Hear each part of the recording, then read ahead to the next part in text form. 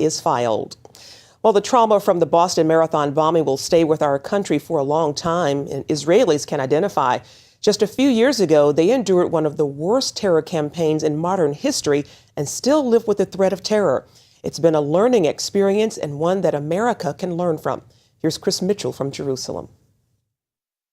The frightening images from the Boston Marathon bombing went global in a matter of hours. For many Israelis, it brought back memories of their own terror attacks. Take a walk around Jerusalem and you'll find memorials like this one. They mark the many terror attacks that happened during a period known as the Second Intifada. From September 2000 to 2004, nearly 1,000 Israelis died in those attacks and thousands more were wounded. This stone commemorates an attack on February 22, 2004. 8 Israelis died in that attack, including 2 18-year-olds.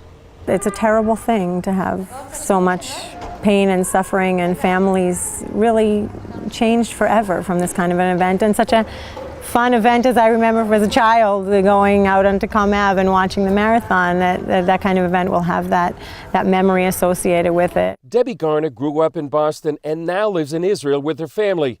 She knows what it's like to live in the terror shadow.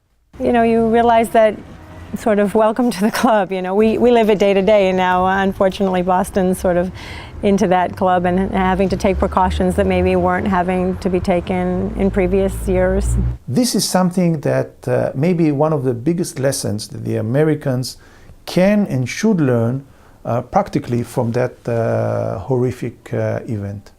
Terror expert Boaz Ganor admits it's almost impossible to screen every spectator in an event like the Boston Marathon. But there is another tier of activity, and this is public awareness.